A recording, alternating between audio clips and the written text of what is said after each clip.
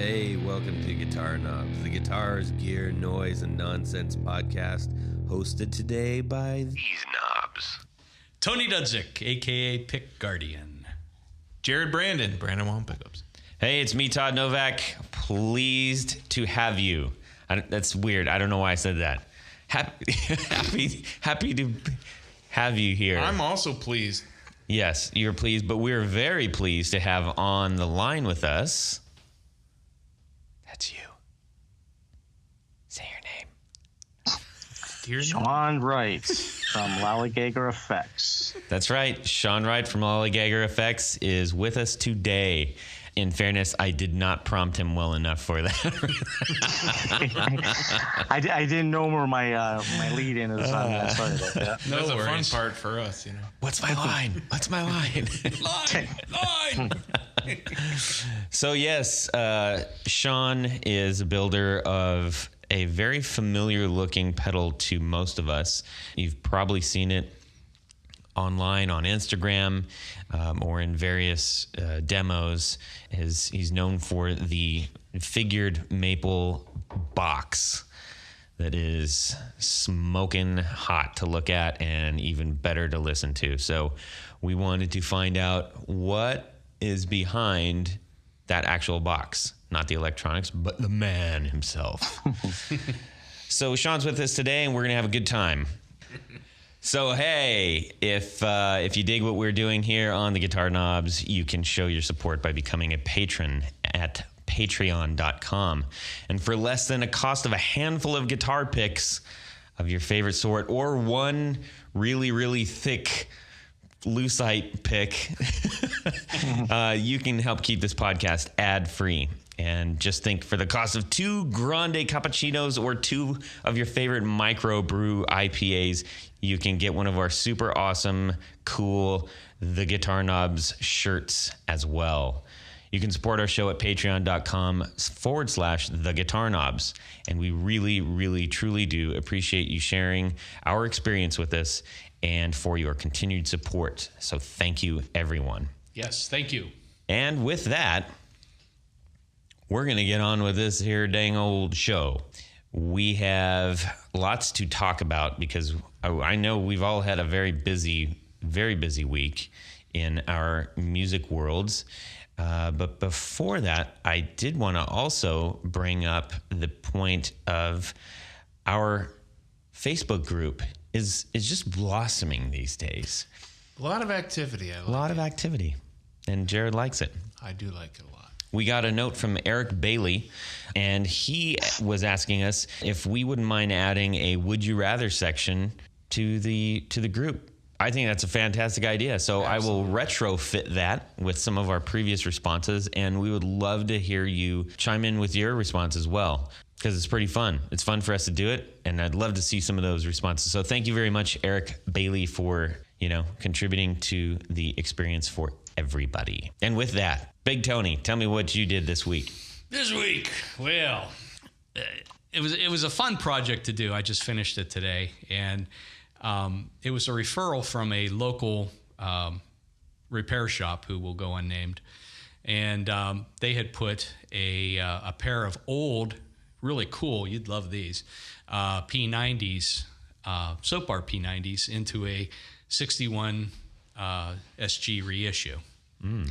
Oh, okay. So the guy from the shop calls me and says, "Hey, I've got this guy. We just put these pickups in. They're dog ear pickups." Oh, I said, "Okay, dog ear? Are you sure?" Yeah, dog ear. I said, "Okay." Now that part is excusable. I'll go into it. And then I said, "So does it have the guard? Was the original guard a bat wing guard?" And to me and most other people, a bat wing guard is the full face. The full face, yeah. Right. SG guard. Yeah, that's what it is. Uh-oh. So he sends the customer over with this guitar this morning, and he brings it in. I opened the case. I said, "Huh." And sure enough, it's an S61 SG. No. Lower half guard. No. The body, he is routed. He did an okay job. No. Yeah. So he put these P90s in, and what I think the reason he thought they were dog ear is because there was the little strip Right. SGs, they had, many of them had top-mounted height screw holes, so you mounted them to the guard. So that part. So they're in there. The job was okay. I mean, But You're probably giving him credit that it's kind of ruined, right? Is it ruined? Well, I mean, it's going to be. I mean, it's a cool guitar now, but the way that it looked, I mean, the lower half They guard. routed it? Well, yeah, they routed it. No, you just killed the value of a 61. Reissues. Oh, it's a 60. It's a reissue. Okay. Yeah. It's Oh, not, man. yeah. Gosh, I was It's not all a real like- 61. Well, still, I mean, they're over $1,000. Yeah, this was You're a nice. carving into a guitar that's over $1,000. So this was a nice one. So what I thought was going to be a relatively easy job, which was, he's got a full face guard. I can just mask off where the pickups are now. And it turned into, oh my God. So the one interesting thing that I found out was the early guards, the switch is in a slightly different space. So when I dropped a batwing guard onto this guitar, it bumped into the switch. So I actually had I had to make this hybrid guard that used the shape of his lower half guard on the bottom and the upper half of another. So it's about a 1/4 inch shorter. So it ended up coming out nicely. Right. I've got photos we can take a look at later, or I can post, but it just amazes me how many people don't know the proper terminology, or they think they do and they're wrong. Right. A lot of reissues are different than the original. They're not exact. Like they never are. Right. They're a Fender custom, which is the 2 wide ranges. Those are different than reissues because do you remember the client, the airline pilot client? We swapped original pickguard to reissue pickguard. We had to route into my reissue body just to get the original one to fit because we were A, B, and pickups. Yeah. So, yeah. So the third thing we learned is reissues are not the same as vintage models. SGs, Right. they're the same. Even the 61 reissue pickup, the pickguards are just a little larger on the newer ones. Yeah, I think that's true. And that's not even because of the And less old ones pointy. do shrink. The old ones were pointier too, and I think Right. what's happened over the years, they have used templates that have worn out. Right. Yeah. And now the corners have become rounded instead of, a lot of the early 60s ones came to a direct point, Yeah. on the horns. Yeah. Yeah, so that's my week. If you don't have an original and you only have one or the other, you'll never know. True. All right. So that's my week. Excellent. What's going on in your week, Todd? Well, I don't know. I was just about to ask Sean here because I want to hear from him. Sean, you're next. I'm next. Actually, I had a really, really busy week. I just got done doing a secret project, basically a private labeled thing for a company, and it was really tough because it was something I hadn't taken on before, and they had approached me. And so I've been dealing with that for the last couple weeks. Was it Costco? And then, Sam's Club. and then I'm also working on the proto for a new release for a pedal. So that's also been kind of fun. Not to mention that the dirty secret that most of us have is that we all have regular jobs. So I'm in a very busy spot at my day gig too. So it's just been kind of hectic, but I'd rather be busy than not. So Yeah, I'm not for sure. complaining. There are worse problems to have. Yes. Are you able to enlighten us or share any kind of knowledge on the I can proto enlighten thing? you on the proto that I'm working on. I cannot enlighten you on the project that I just did. No problem. Just other than I did it. Okay. Yeah.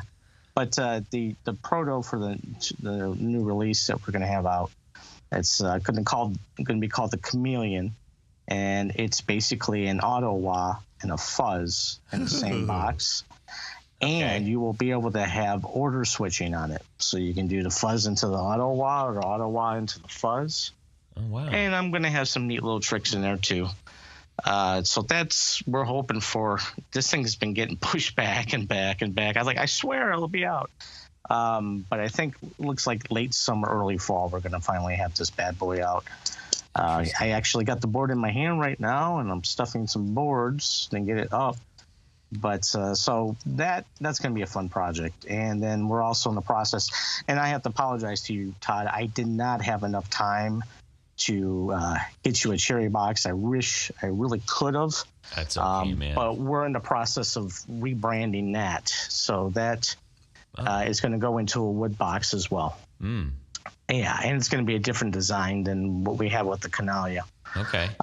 So lots of things going here at Lolly HQ. Well, I absolutely understand it. We talked last week, and I know that you had a big order to work on. So, hey, we got the Canaglia. I'm saying it right? You are saying it absolutely right. Okay, now for those who are listening, well, why do I do that every day?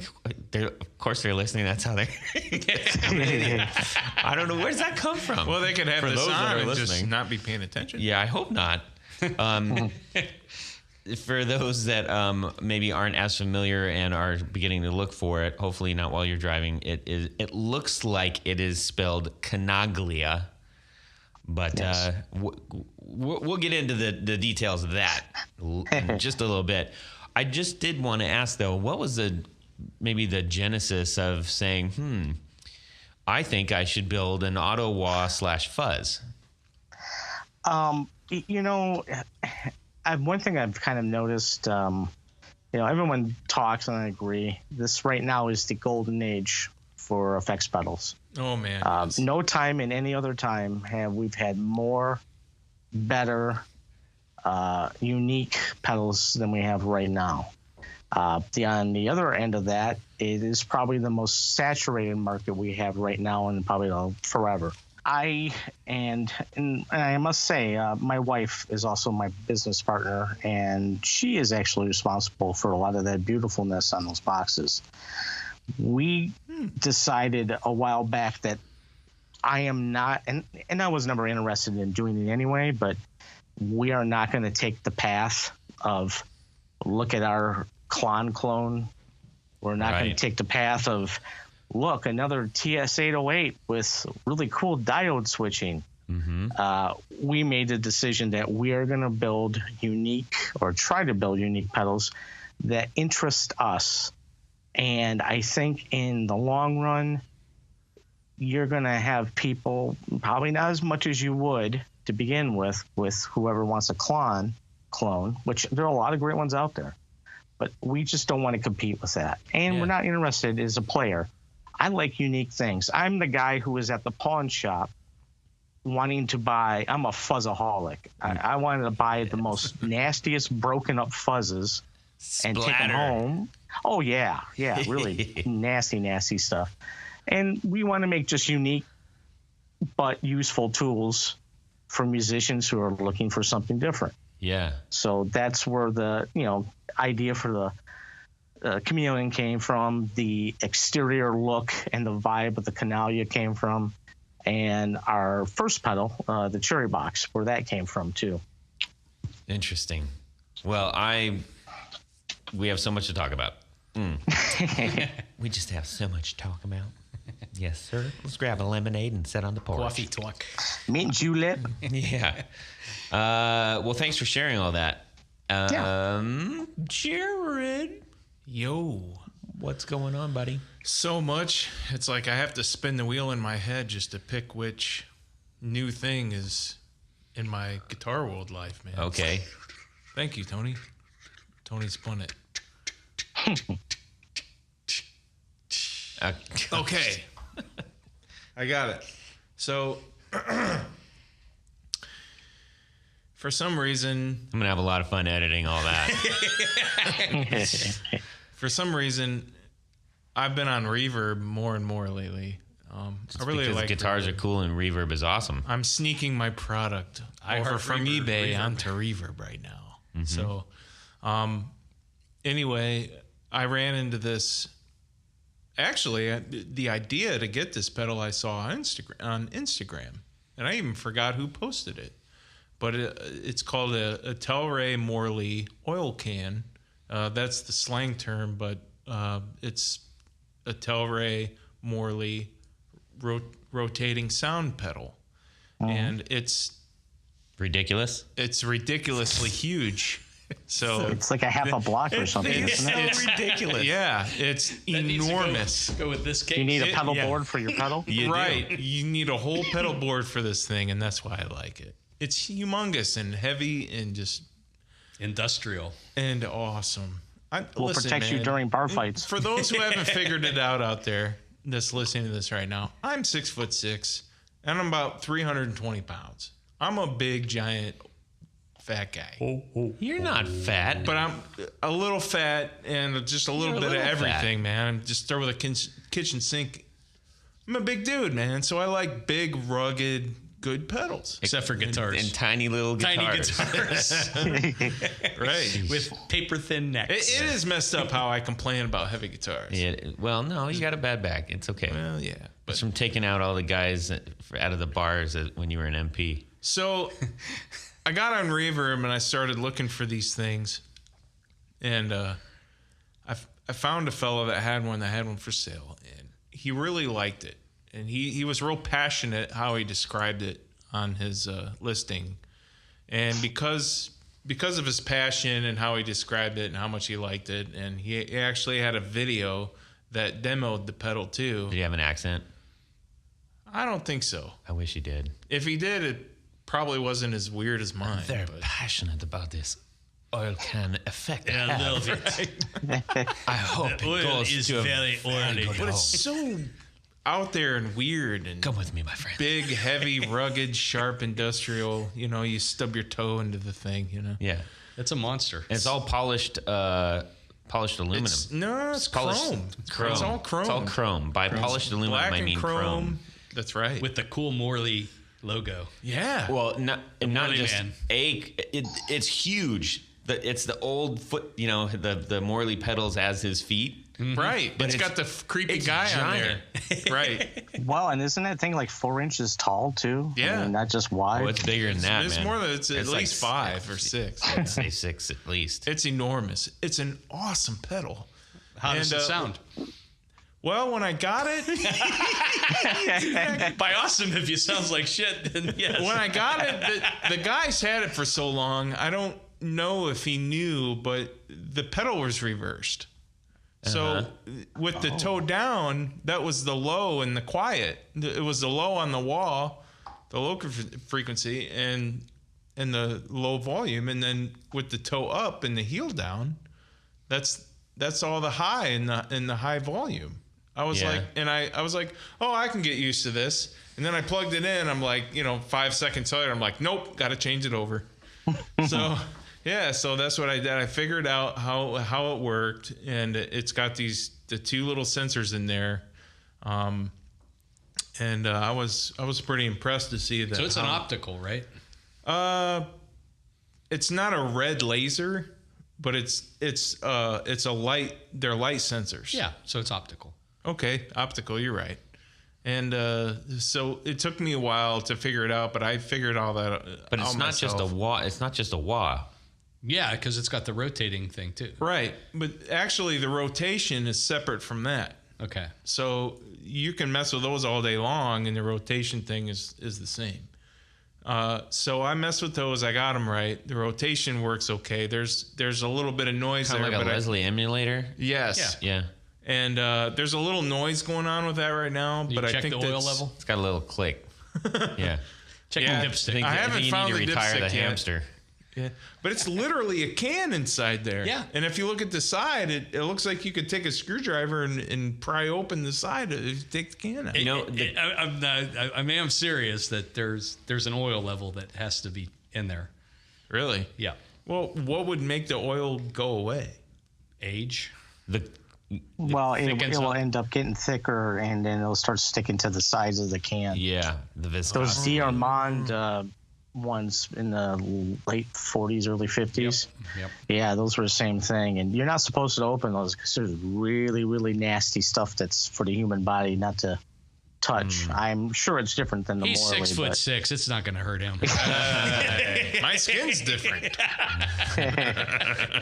You know, the best thing about that pedal, you know, I wasn't a believer, but when we got down close to it, that we were able to talk to the other only guy that has one through it in his treehouse. It was so cool.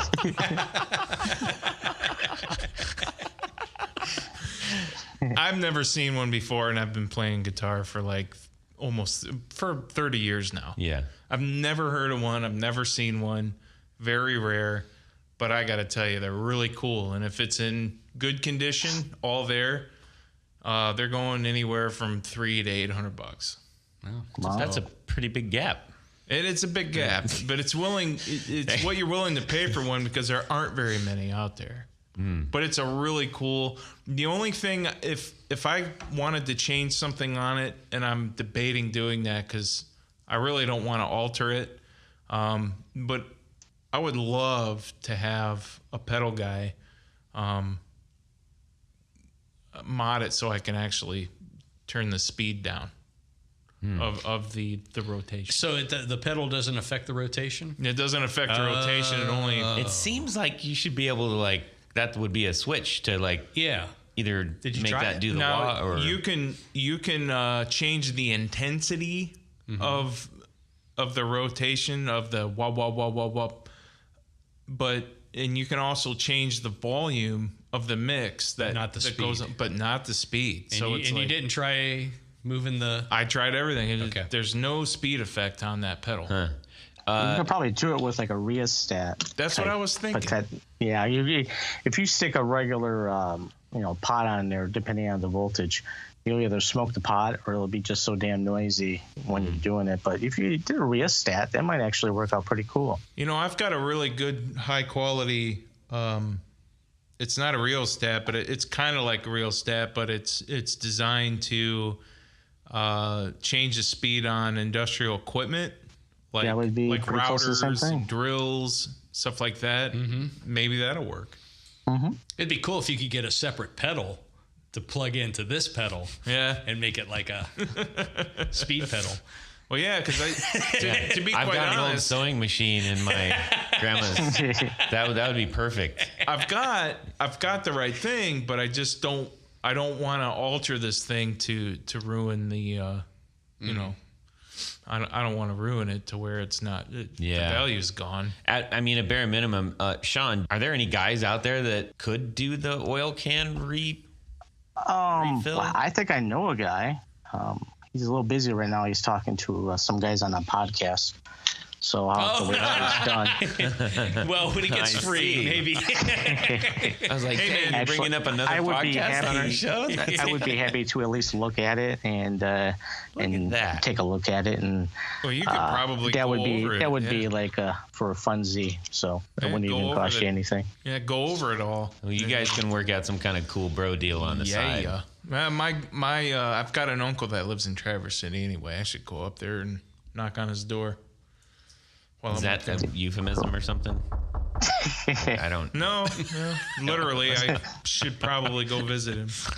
I don't know. Snorted. The last time I was in Traverse City was like 1985, and we went to. Holy, yeah. Yeah, we went to the park, the That is Yogi riveting. Bear Park. So listen, what I did this week. Hey Todd, what did Todd, you what do did this you week? do this week? Because I know you're going to cut that out. I'm leaving this in now. Let's see. Well, I did a whole bunch of things, but I think because you mentioned reverb, and there's a big, enormous case. Aircraft carrier case. This thing is huge. That's a sexy sitting on the case, table. too. I put up. Those who have been listening for a while know that I've spoke of the Godin Fifth Avenue Kingpin that I put up for sale. So I had it on reverb. Now, this was a bit of a dilemma because I put it up and there was a guy from Australia. If you're listening, again, I apologize. But as soon as he gave me an offer, I countered and then realized, oh no, this has a redwood fretboard. And I don't have any paperwork for this because I got it used. Ooh. And I was like, oh man.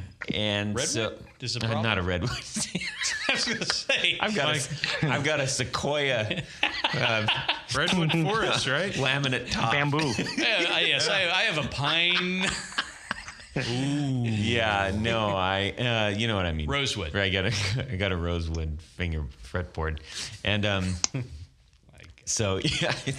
Leave that in, please. So, anyways, rosewood fretboard, and then I was like, oh crap, what have I done? And so I contacted Reverb and I said, look, here's the situation. They said, yeah, that's going to be a problem. They gave me they gave me a link to the website for the CITE, which is the site for short, which is the rosewood rigmarole that you got to, go through. And it's actually pretty extensive. So we both agreed, myself and Reverb, that we should just decline that offer and, get out of it, which, anybody who's bought stuff, it's like the minute you get the yes, your endorphins, you are the happiest person on the planet. Yep. I found it. I got it. It's mine. Here it comes. Take my money. Ah, right? And I had to say, oh, sorry, dude. And I felt really, really bad about that. But I also realized, look, I can't actually make this happen. Well, the downside is it would be sitting in Australia at customs for exactly a month. Yeah, or you two don't want or five, that. for a year or forever. Forever. They'll all pass it around and play it. And It'll be like that scene in Indiana Jones where they go into the warehouse. Exactly. Yep. Exactly. You know it. So anyways, Reverb was super, super helpful, and I truly appreciate their customer service. It was fantastic. They got me out of a jam. And then after that, they said, look, this was obviously a bummer for you. It took you out of the sales stream for a while, because as soon as you say, I'll take that offer, you immediately disappear from the sales boards. And so they reinstated my thing into the sales board, and then gave me a whole bunch of extra boost points. They didn't have to do that, and I appreciate customer service. Thank you, Reverb, for doing that. Very cool. So then I immediately, right after that, got an offer for a trade, which I was not expecting to do, because I was ultimately trying to get a Martin pretty random DXAE, which is an all composite acoustic. This guy hit me up and he goes, "Hey, will you take a '96 Gibson Explorer?" I'm like, I don't know. But in the back of my head, he's going, "Hell yeah, dude, take it, do it." And I was like, no, I need to sell this thing. And he's like, "You better go get that guitar, dude." Yep. Because it's an Explorer, for Pete's sakes. Yep. This is like so cool. So now there's a big Explorer sitting on our table right here. It's glorious. And Good man. It's very glorious. It's explorious. Yes. It is explorious. So it's the cream with the white pick guard and the black headstock. That's the best one. It is the tight. best one. It's tight. And it's got the case, which this needs to be shipped on an elephant strapped to its back or something. It's huge. It's too bad, but it's missing the pink satin. No, it's got it inside. Oh, is the pink satin in there?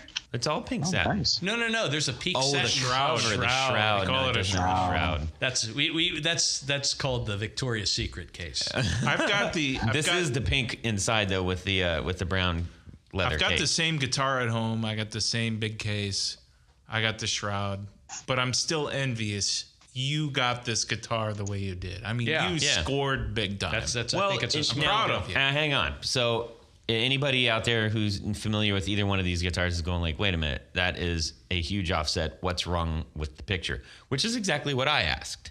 Mm-hmm. Because price-wise, that's a big difference. Yeah. However, when you need something, you need something. And when you need to move something, you need to move something. We both just happen to be in the position of each other needing those things to happen quickly. And he was looking for exactly what I had. I wasn't at all looking for this, but I couldn't say no. I was like, yeah, man, let's do it. You stick it on reverb, it's gone in a week. We'll see. I think I might keep it and sell some other ones to pay for the Martin, but sell it to Tony. But that's the fun of it. Trade it to Tony. We're gonna do it. We're gonna do a trade. That's right, Tony. Yeah, Tony needs BP, the official gas station for Craigslist trading. That's right. Anyhow, so that was a fun thing, and I'm gonna have fun playing that for a while. That's awesome. I still got to get that out of the guitar though, because we got gigs coming up. So. Well, you can borrow mine if you want to take that. Just try it out. Yeah, well, I will. We'll try it. Okay, woo-wee, doggies. Cool. It's been fun so far. That's a busy week. Everybody's busy. Yeah, and we're all leaving stuff out. I know it. Oh yeah. None of it. Hey, Jared, what time is it? What time is it? 1, 2, 1, 2, 3. 4 on the floor. Yep, that's right. It's 4 on the floor time. Sean is going to walk us through his 4 must-have pedals. Now, since he's a pedal builder, he can't say his own pedals. And I would not cheat and say that. Plenty of time coming up to hear all about your awesome pedals. So, what do you got? Well, it's one of the cool things about being a pedal builder and the networking is I am friends with lots of pedal builders. So it always seems to work out that I get a lot of their stuff and vice versa. There's a lot of trading going on that, don't tell anybody, it's a secret. But the 4 pedals I have on my board that I would not remove, oddly enough, 3 of them are fuzzes. And one is my 535Q Dunlop wah. Well, let's start with that one. It's a great pedal. I mean, there are like guys who make optimum awesome wahs, but unfortunately they kind of only do that one thing. I wanted to be able to have the ability to be flexible with a wah. So with the Q control, and it also has the boost section in it. It's just a very flexible, very cool wah, and so I love it. So it's the one that I always have on my boards. You said with the Q control. What's the Q control? That adjusts the point, the midpoint. So Okay. like when you have a wah, sometimes it hits fast. Yeah. Or sometimes your sweep is like really nice and thorough through it. Mm-hmm. That's what the Q control adjusts for, and it also has like selecting in terms of what kind of cap, whether you want more bright, more lower. So it's just very flexible wah. I like it, and Dunlop makes really good stuff, and I'm happy with it. Nice. The other 3 things are some of my favorite fuzz pedals of the last year. Okay, one at a time now. Yep. The very first thing, my friend Leon at Pelican Noise Works Oh, yeah. makes this fuzz pedal. It's called the Pelotar. Mm-hmm. Now, if you were to look at this pedal, the first thing you would think is clone, because it looks like a clone of a clone. It has the same knobs. It's gold. It has some weird mythical beast on the front of it. But it is nothing like a clone. It's a fuzz. And basically, it's a big muff and a JFET type fuzz. And the things that you have on gain, treble, and output, gain basically is a switch between one or the other fuzzes. So it doesn't act like a gain, it just changes. So it's made to look like what it's not. The treble changes the treble or bass depending on where you have that channel, that pedal. So let's say you have on the big muff side. If you turn it clockwise, it gets bassier. Now if you put it on the FET fuzz, it gets treblier. So it's kind of weird how it works. And on the inside, there are 2 gain pots, so you can adjust the taste. It's just an awesome all around fuzz. My second, and this is probably my favorite fuzz of right now. There's a guy up in Canada. He's in Quebec, and his name's Mark Gagon, and he is making 0.1-to-1 copies of some of the best and rarest fuzzes around. and I just picked up his Grizzly Fuzz, which is exact copy of a Burns Buzz Around Fuzz. And this thing is a monster. I love it. And I'm a fuzzaholic, so you can never have too much fuzz. And I could probably just have this fuzz on my pedal board and be happy. And then my last one is from my buddy Andy Green down in Florida. He makes this fuzz. It's called the His Fuzz, and it's basically his interpretation of a fuzz face. But it's really super nice because, first of all, it has germaniums in it. The circuit's tweaked, so you don't get all that nastiness what you do with germaniums, where if it's too hot, it flubs. If it's too cold, it's icy. The way the circuit's laid out in this, it keeps it very consistent. So you get the wonderful things about germanium with a lot of the less things that you don't like about it. And it's just an all-around killer fuzz. So basically, gentlemen, 3 fuzzes and a wah. Do you need anything more than that? That's awesome. I mean, I know Andy Green, actually. He sends me pickup work to do for him. So yeah, Andy Green's a good dude. Awesome dude. Awesome dude. Good dude. That's cool, man. Do you stack those fuzzes at all? I won't do all 3. Yeah, well, it just sound like absolute mud. Well, I mean, I don't want to lose my hearing or anything else, but I will stack up 2 because you can get a nice thick fuzz if you put 2 fuzzes together, so you can kind of get something that's still articulate but has a nice beef to it. So I mean, just lots of cool things you can do. I like to throw a little OD in front of a fuzz now and again. Yep. Yeah. And oddly enough, a Canaglia after a fuzz, it's just a thing to behold. It's a wonderful, wonderful thing. So if you ever have a fuzz and you ever have a Canaglia, put them together. You'll have a marriage made in heaven or in hell, depending on where you want to be. A delicious dessert or something. Yeah. Yes. It's a fuzzy Canaglia. Canaglia. All right. Cool, man. Well, thanks. Well, let's get on with it. So, Sean, I mean, I've seen your pedal, specifically the Canaglia, in the slipstream of the interwebs for some time now. I've always looked at it and said, well, that's different, which is a good thing.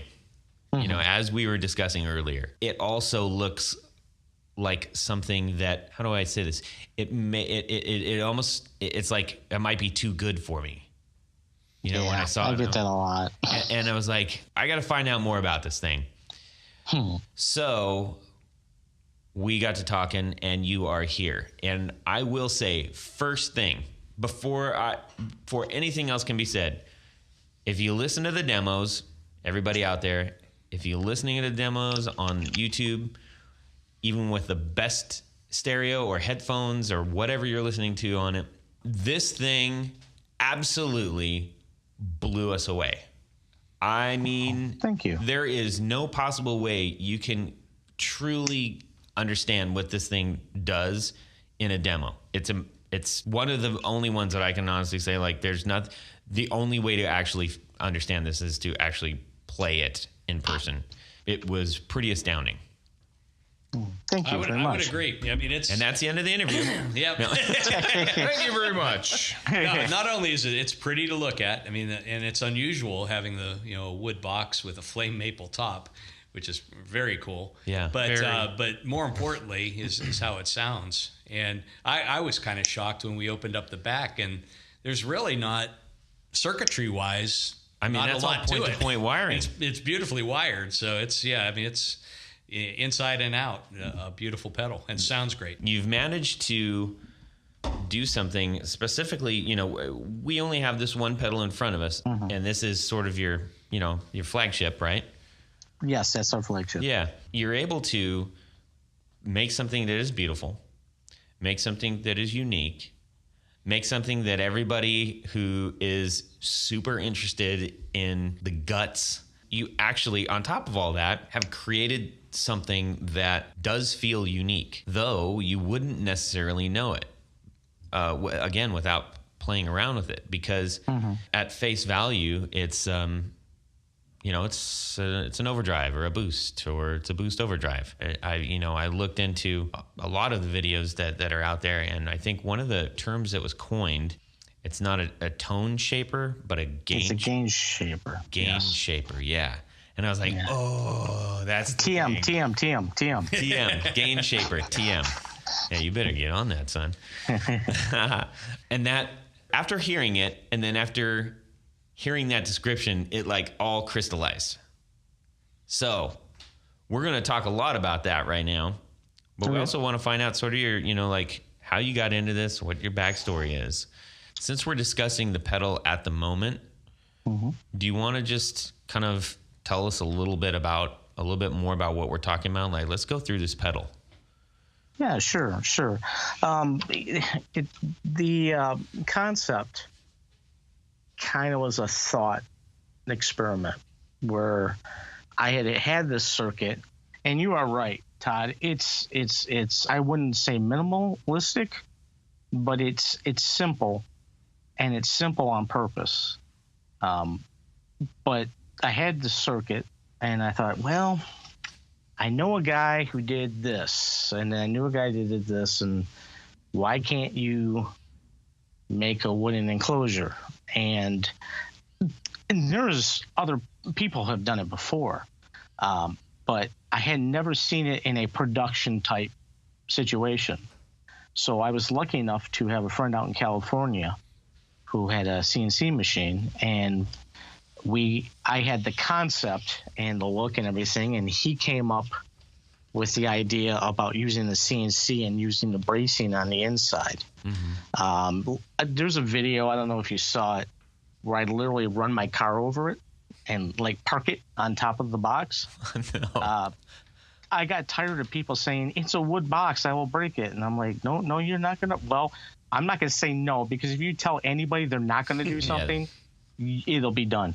Yeah. But so we came up with the concept, and it was something that I was going to just do for fun. Like, I'll throw these out there, and then eventually I'll take this really cool circuit that I've been playing with, which it's not quite like anything out there. The concepts are kind of like some other things. It's just kind of what I'm doing with it. And I thought, well, I'll just put it in a metal box or whatever down the road. And it kind of one of those things where it slaps you in the head and they're like, duh. No, leave it in a wooden box. People are talking about it. People want to play it. And so we kind of went from something that was simple to begin with, and then we went whole hog and started doing the figured tops and stuff. And we can do anything from a billet of maple or hickory to anything to, like, AAA flame top. The concept I wanted to do with it is that, and you did say something that I get a lot of. It's like, well, I'm afraid to step on it. But, I throw 6 coats of lacquer on that thing. And I tell people, are you afraid to take that $5,000 PRS out and play it? Well, obviously not, because you do. And the last time I checked, when I turn a pedal on, I'm not like trying to step on everything but the switches. So the switch is pretty much the thing you step on. Yeah. But it's really rugged, and we just wanted to do something that was unique and fun. I mean, it really came out as a thought experiment. This will be fun. This will be a cool idea. How did you get there, though? I mean, I never would have thought to use a maple box for a pedal. How did you get there? Well, maple was an easy choice because I wanted to use hardwoods, and I knew right away that I did not want to use exotics. For one of the reasons why Todd just mentioned. There's lots of issues with trying to source wood, and a lot of the exotics are really tough to work with. I mean, I don't know if you guys ever seen bloodwood before. Yes. But I had a piece, and I was going to do something with this, and no, it'll chew up your bits. So we said, you know what? We'll do walnut, we'll do hickory, we'll do maple, and that's pretty much what we're sticking with. And we will do cherry too as well. But we wanted it to be simple in terms of choice. I mean, the only thing we really differ on is whether you have a figured top, or what kind of figured top you want. If you want tiger, if you want flame, you want quilted, bird's eye, and like everything in between. So our idea was to just do something really fun, really unique, and try to do it at a price point that didn't scare people away. And, it took us a while, but I think we got there finally. You just mentioned price. When I first saw this, I was like, whoa. That's dang near the $300 mark right there for a pedal. Whew. Right?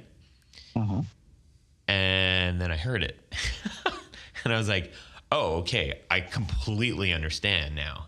I 100% get why would want this, number one, and why you would say, absolutely, take my money.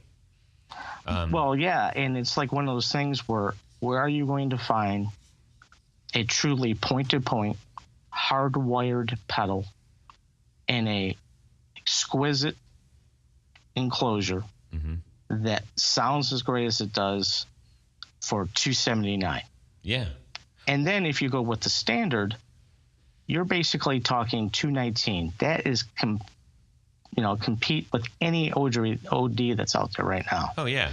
So it's, we're not too far off the mark. And when we first started, we had our price a little bit up. And, and at the time I thought this is quite reasonable.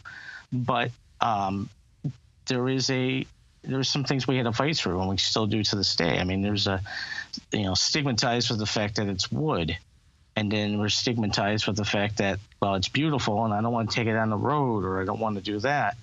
And these are all legitimate concerns, but, through education and trying to tell people, and, it's like, this is a tool. This is something you take out, and just because it's beautiful and, you're not going to hurt it. And I don't know about you guys, but I kind of like when my really cool guitar, after about 15, 20 years, kind of gets checked a little bit, and you kind of get that real sort of, the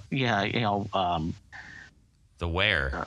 Wear on it and stuff. But well, you said it well. You said it's a tool. And I think when we're talking about this, the very first things that we discuss are how it looks, the appointments. You've got like some of the best knobs out there on that thing.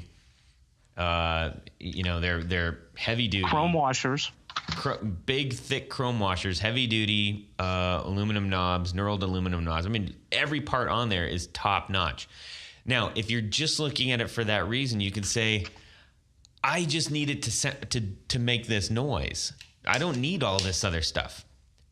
But you're missing the point, because the aesthetic is instantly forgettable once you hear it. And that's saying something, because this is a very memorable pedal to look at. It's a weird mindset thing you have to kind of get past, because most pedals you think are a tool, a utility. I click on it, it makes my guitar sound like this. With this, you look at it instantly in a slightly different way. You said that it was a classic kind of like simplistic design. And I used to work on vintage Porsches and import and European imports from the 60s and stuff. Cool. And the minute I pulled this thing out of the box, I was like, "Whoa!" It reminded me of some of those cars that I worked on. Everything's perfect on here. Everything makes sense. It's not overly indulgent. All the parts are made out of really quality stuff. You want to touch it all.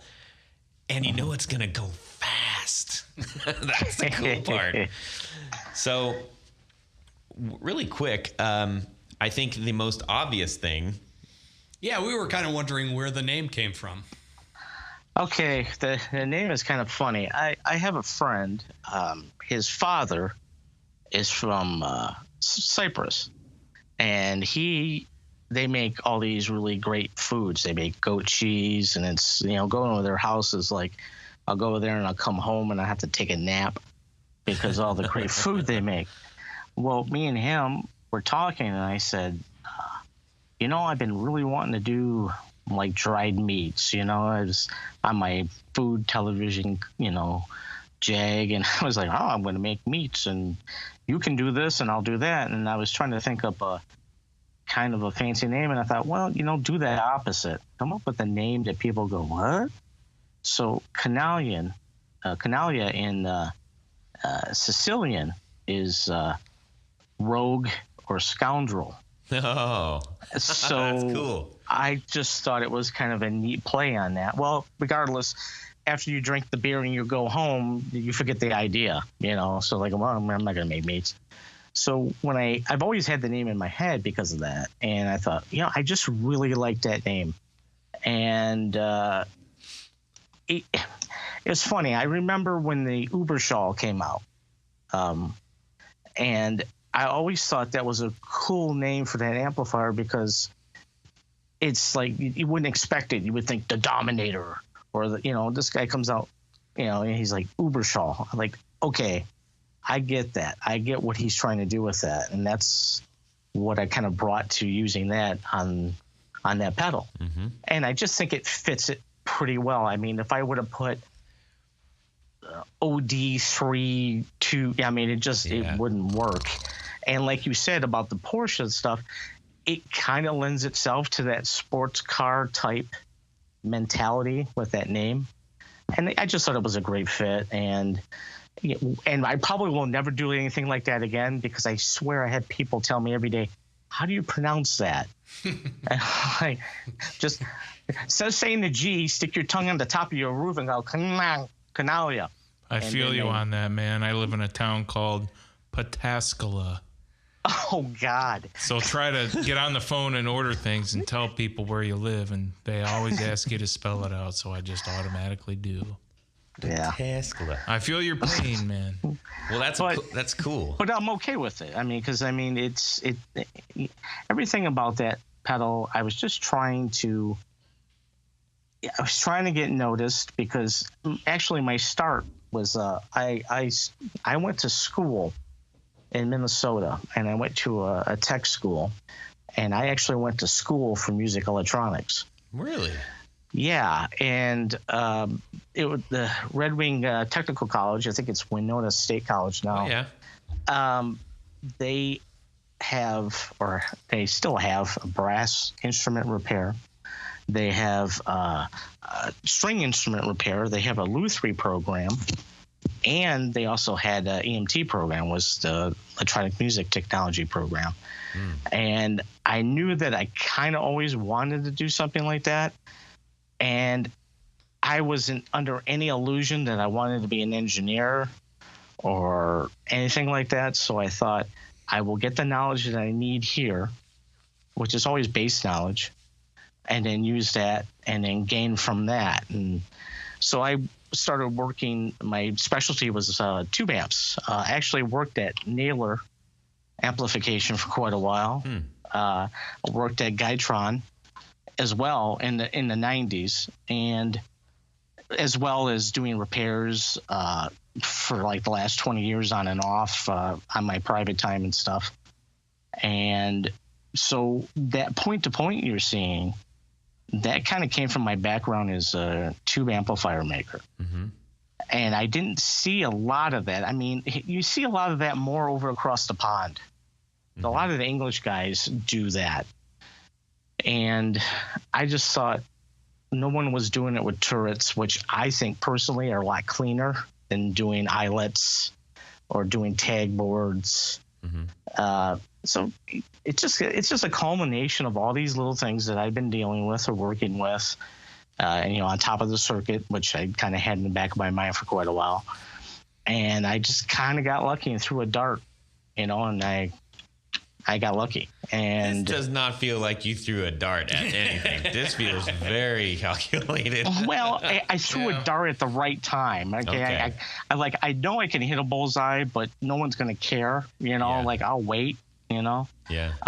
But yeah, I really appreciate the thoughts and what you're saying about it. When I came up with the concept of the Canaglia, I did not want to do an op amp overdrive. Yeah. Not that I have a problem with op amp overdrives. There's some really super great ones out there.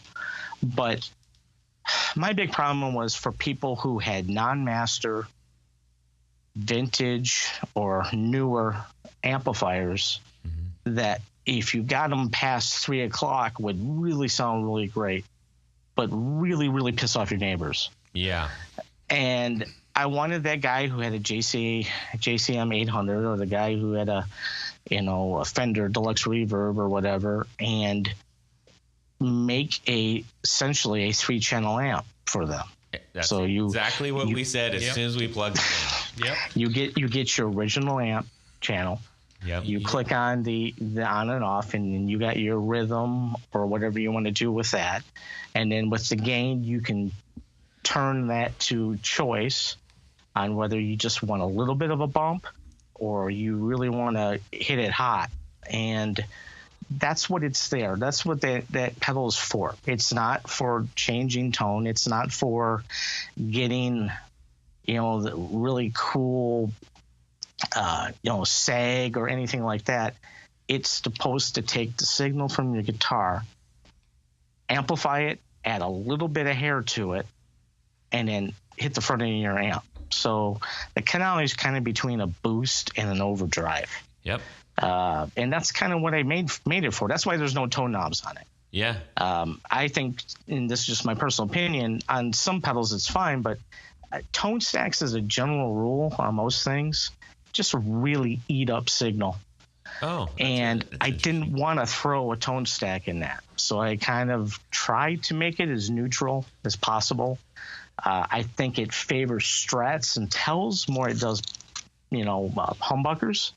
But I got an Ibanez that I play through it, and it can do something really cool that a lot of pedals don't do. Is when you got that up and you're really smacking the front end of that amplifier, you have that small box amp sag.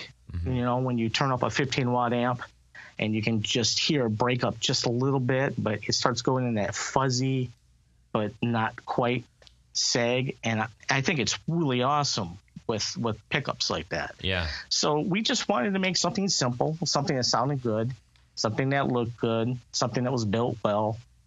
And when you have something like that, you can call it your own, because you can get a mass marketed pedal and Joe Blow has the exact same thing down the street. Yeah.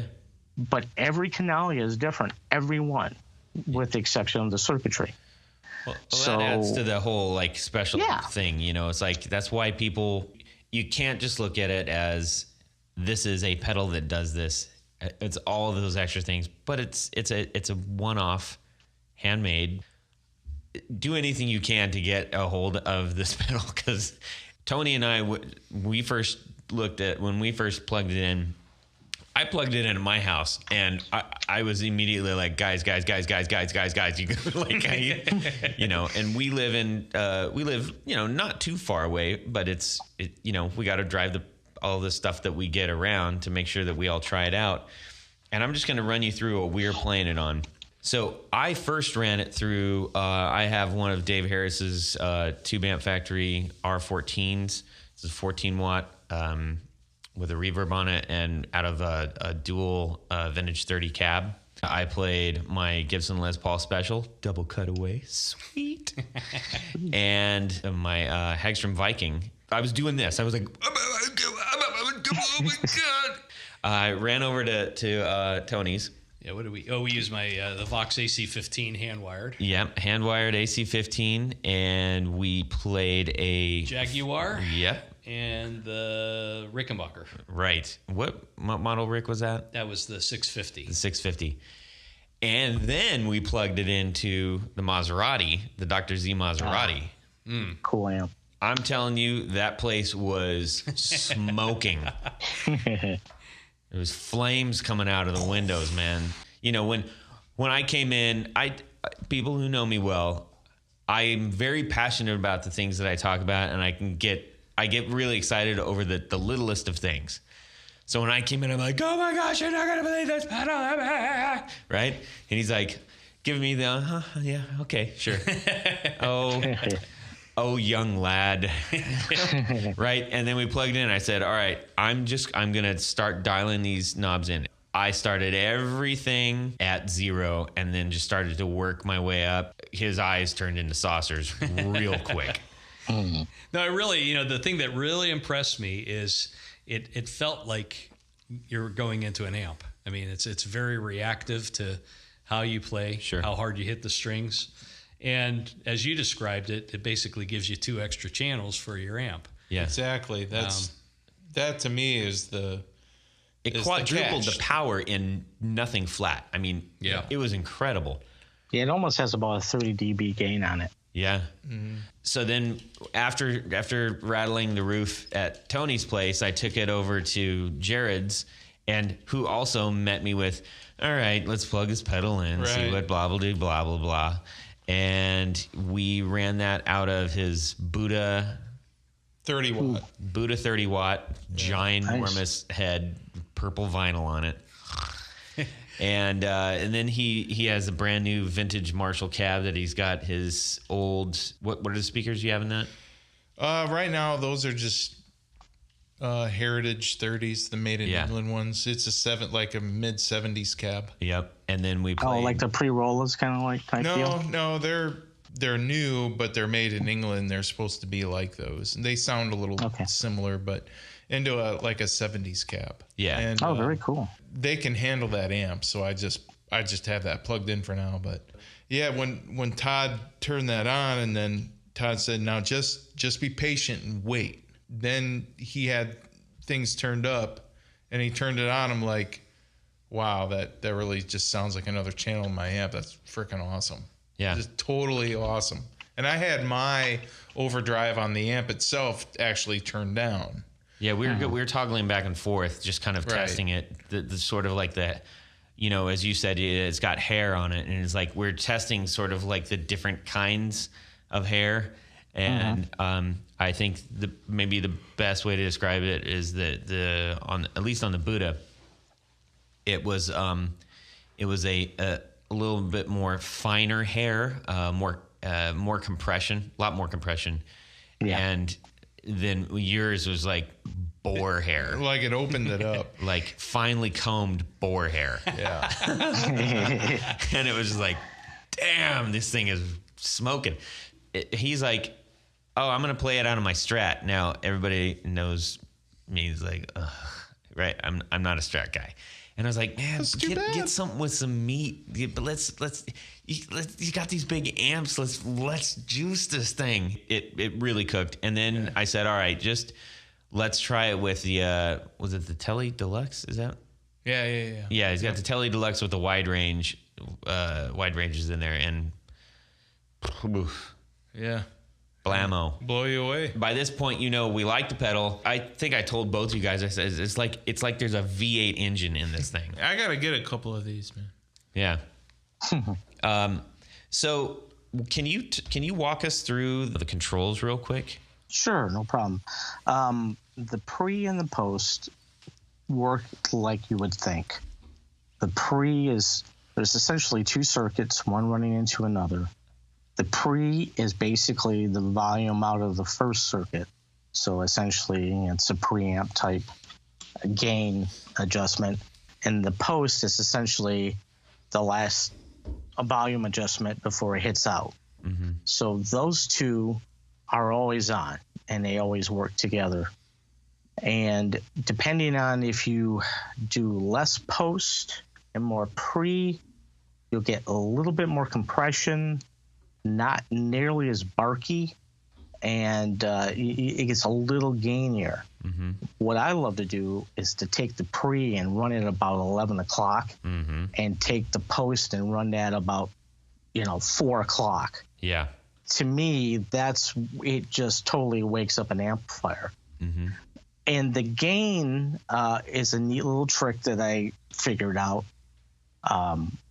Essentially, what the gain is, it's a voltage attenuator. So essentially, when you apply that switch, you are switching in a potentiometer in that circuit. And what you do is basically you are starving or opening up that voltage to that initial circuit for the pre and the post. So doing that will change the sound a little depending on where you have it, which is kind of neat because when you kind of take it about 3 or 4 o'clock, you really can get a little bit of sag there, and you're like, okay, this is really cool. This is perfect for leads. This is what I need. And or if you want to, like, let's say I'm playing a part that's a little bit more jangly, on the rhythm, but the chorus is coming up, and I just want a little bit more hair on that to kind of really come in. You can use it in that capacity as well. But essentially, it's kind of like it's an additive to your great amp that you already like. I mean, I've always told people, it's like you went and bought this amp for $1,000 or $2,000.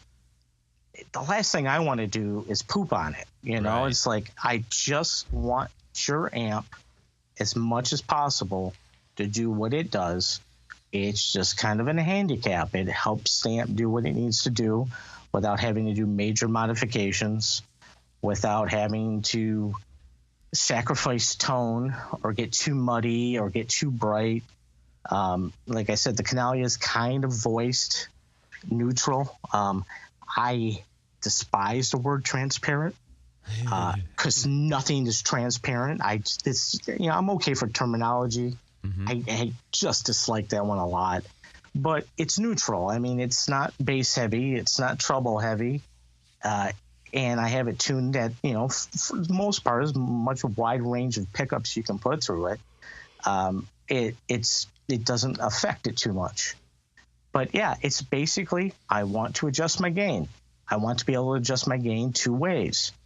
That's the deal. That's the simplicity behind the Canaglia. It's really a supercharger. Yeah, it's not even. I would say that. Even calling it an overdrive is doesn't really do it justice. Because it just. Well, thank you. It's a gain changer. Yeah. But I did have a question. Now that I understand how the gain works, that it's actually a kind of a voltage regulator, if you want to call it that. Is there much difference if you run it at 9 volts or 18 volts? I noticed that you can go into the back, either 9 to 18. Yes, definitely. If you run that at 18, you're going to get a lot higher headroom. So, your overall dB doesn't change that much. It's just the point in where you start getting breakup changes. So let's say I really love the gain of my amp. I just need it to go up a little louder. That's when it's a good, idea to use the 18 volts. Okay. So you can kind of use it more along the lines of a boost, but never fear. If you turn that up, you will make small children cry. Yes, and you will make grown men weep with joy. Yes. Yeah, we got it up pretty loud in all 3 homes, I believe, and that was something to hear. You said something earlier that you wanted to be able to achieve that, what does your amp sound like when it's totally turned up, broken up? Most of us don't get the opportunity to do that unless we're actually on stage. And even then, we're usually mic'd. So you don't want to be blasting it out at full bore. This does an excellent job of giving you the tangible feeling of a roaring amplifier. Yeah, without ear bleed levels. Exactly. Unless you want them, because they're there. Yeah, absolutely. Anyways, cool, man. Well, I really appreciate you sending us this pedal. We're thrilled to play with it. I can't wait to try out other ones. And when you have the Chameleon come out, I think we should have you back on, and we can talk about that. When the Chameleon comes out, I will send one to you, as well as our updated Cherry Box, and you guys can play with it, and you could find all the rabbit hole that's involved with the Cherry Box. Hey, I love fuzz too, man. So I'm really excited to try that one. So really quickly, why don't we head into our Would You Rather segment? Jared? Would you rather? Wait, you changed it up. Change is good. And it's imminent. Okay, that's excellent. Wow, look at this. Look at the big brain on Brandon. Brandon has brains. Yeah. Would you rather have a week's worth of jazz guitar lessons or a week's worth of country guitar lessons? Country stuff. Ooh. Chicken picking, all that kind of good stuff. That's really hard because I don't want to sound like John Scofield. I don't think many people want to sound like John Scofield, so I'll pass on the jazz. Country, you know, at first thought you would think, oh, I don't want to sound like that pop country stuff. But, you know, if I could sit down with Brad Paisley for a week and have him show me licks or Ricky Skate, any of those guys, you can incorporate a lot of that stuff in rock playing. So, yeah, I'd have to go with the country, I think. Okay. Tony? I guess between the two, I'd probably have to go with the country because country music has evolved into, dare I say, rock music. Yeah. And there's some killer players. You know, Paisley's a great guy. By the way, I can put you in touch with the guy that taught Brad how to play too. Oh. He's over in West Virginia, and still plays and still teaches. But yeah, there's been this transformation. I think most of the so-called guitar heroes really are on the country circuit side these days. Yeah. So yeah, most of them are session guys too. I mean, they go out and they go do tours, but the hot guys for any kind of music, they're down in Nashville. You know, they're quiet and they play great, and it's, you know, an awe to hear some of those guys make the music they do. Yeah, especially when they get into the chicken picking stuff. I mean, good.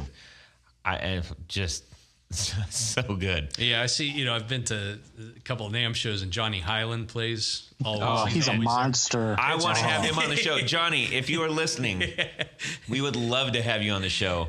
And you see his hands, and you just think there is no way. No. That guy with those bear paws and is going to play the stuff he plays. It's kind of like, you know, Danny Gatton when he used to do the trick with the washcloth on his hand, and he'd be cleaning the guitar, and you're like, that's amazing. Well, he does it with bear claws. I mean, it blows my mind. And if anybody's seen him, you know, do any kind of interviews or anything, he genuinely seems like the nicest person on earth. Like, very humble guy. Like, wow. So hey, give us a ring-a-ding, baby. Jared, what do you got? Well, I'm gonna have to go with jazz. Okay. Jazz is extremely difficult to learn. Because of that, I want to try to do it. It's difficult. I've never really understood the whole concept. So please teach me jazz. Give me a week's worth of jazz. Okay. You know, I know it's hard and it's weird. Hey, listen, man, I want to be able to play Christmas songs on the jazz guitar. You know, Christmas time. Because that's when I love Christmas. I think jazz and Christmas jazz guitar and Christmas are, you know, they go hand in hand. Oh yeah, for sure. That's why Joe Pass kind of jazz is pretty cool. I mean, I would like to learn a lot of that kind of stuff. So I don't know. I didn't think about that. You can learn some really pretty jazz chords. And you can buy a really expensive guitar with jazz too. Don't forget Wes Montgomery. That's right. Oh yeah. Killer player. Yeah. Hey, he's all right. He's all right. I mean, you can't play Johnny Clash. He had a few things. You can have Denny Kopp up in Catawba make me another jazz guitar too. So I'm gonna go with jazz this week for the Would You Rather.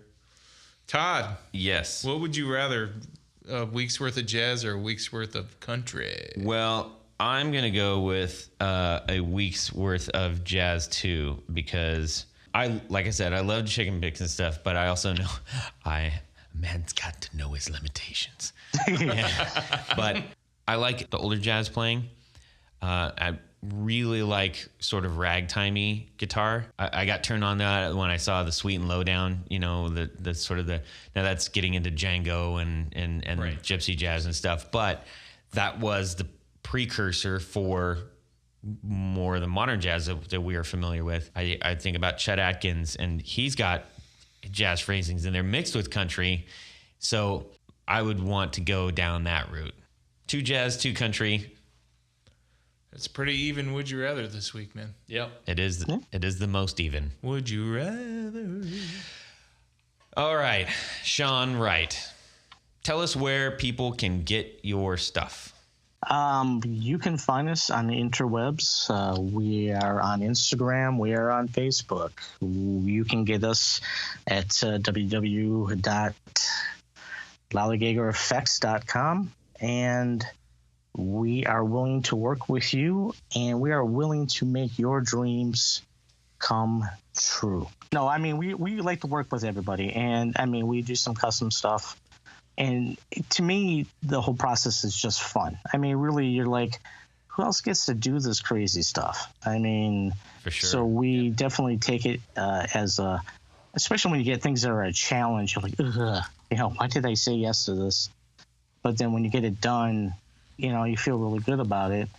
And you also know that you learned a new skill or did something different. Because I was never a woodworker. I mean, this stuff kind of happened to me, and I had to learn all this stuff overnight. And I have no aptitude for many things. And so it's like, okay, well, get on that horse or fall off. One of the two. You got to figure it out. So yeah. But we love it, and we just enjoy doing the process, and we like making people happy. I mean, you can't imagine how it makes me feel that you guys are excited about the pedal from all different facets, the sound, the look. That's what we want to impart on people. We want people to be inspired. It's like when you pick up a guitar, it's not tuned any different than any other guitar, but for whatever reason you picked it up and it feels, and you just learned a new lick, or you just played a song you hadn't heard in a long time. We want to try to do that with the Canaglia. We want to inspire people to do really neat things. Your guitar will thank you. That's right. And your amp. That's what you need. TM, circle R. Right. Tim. You need that. / You can have that. I gift that. Wow. All right. Well, we want to thank our executive producers. That would be Tom Barazin and Martin Cliff at this point for your support of our podcast. Thank you. If you would like to become an executive producer, head on over to patreon.com/the Guitar Knobs to find out how. That's right. Well, that's the end of the show, everybody. Sean, thanks for being on, buddy. We really appreciate you taking your time, sharing it with us, and sharing the knowledge of your excellent product and just, getting to know you a little bit. And we hope that everybody takes some time to go find you out on the interwebs on Instagram and elsewhere. Yeah, you're an official knob now, so that's cool. Hey, thank you. I had a great time, gentlemen, and big fan of the show, and thanks for having me on, guys. You bet. Yeah. Yep. Only one thing left to do. That's right. Subscribe! Yeah. Yeah, no, I got stuck real quick because I was trying to read something. I'm also pleased. Well, that's it for these knobs. Please visit our Patreon page at patreon.com/the Guitar Knobs. Visit our website at theguitarknobs.com for all of our past episodes, 4 on the Floor blog, and other good stuff. You can connect with us on social too at our Facebook page and share your gear and stories on our Facebook group. Also, be sure to check out our Instagram at Guitar Knobs. Catch you next time.